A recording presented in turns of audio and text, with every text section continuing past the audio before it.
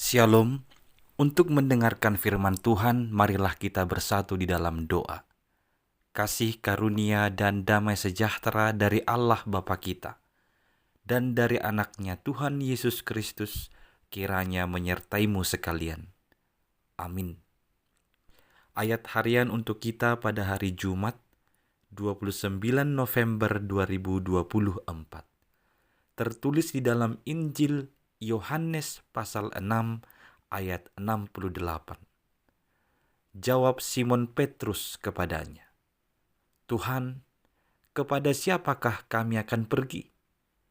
Perkataanmu adalah perkataan hidup yang kekal." Jemaat yang dikasihi oleh Tuhan Yesus Kristus, baru-baru ini semakin banyak orang atau masyarakat di Indonesia ini mengupload foto yang pernah dilaluinya atau yang foto yang dimilikinya dengan orang-orang tertentu, khususnya mereka yang menang dalam pemilu kada di tahun ini. Ada banyak orang langsung mengupload fotonya dengan orang-orang yang sudah berhasil memenangkan dalam pesta demokrasi pada hari Rabu yang lalu. Itu menggambarkan memang sesuatu fenomena yang sering terjadi.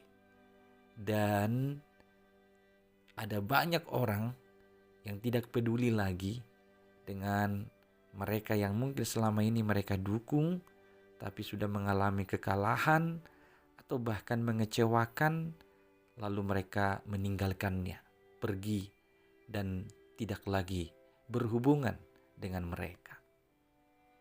Fenomena yang sama pernah terjadi di zaman Yesus. Ketika Yesus mengadakan mujizat, ada banyak orang mengikuti dia.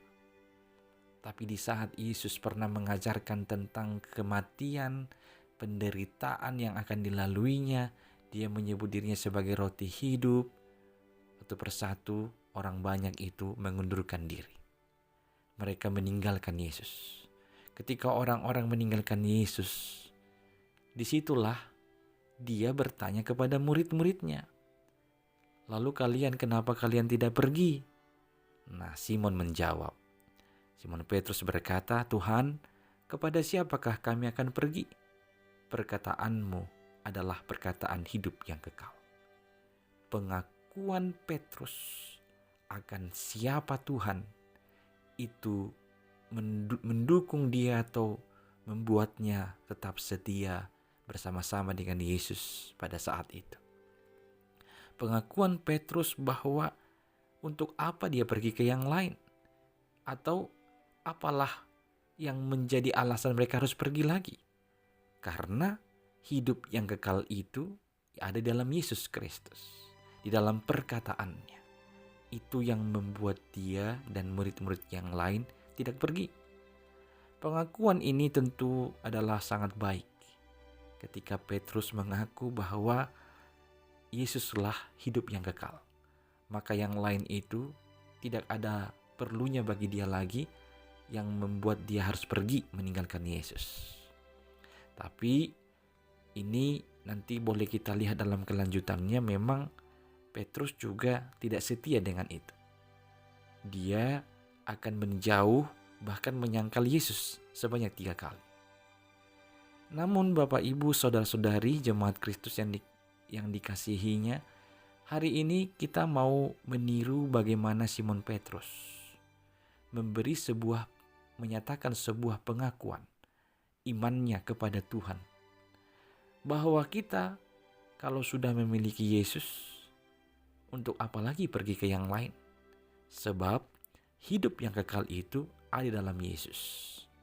Maka bagaimanapun sulitnya kehidupan, bagaimanapun beratnya beban, kalau kamu sudah memilih Yesus sebagai Tuhan dan Juru Selamatmu, janganlah pergi ke yang lain. Jangan pernah undur diri meninggalkan Yesus. Tetaplah tinggal bersama-sama dengan Dia.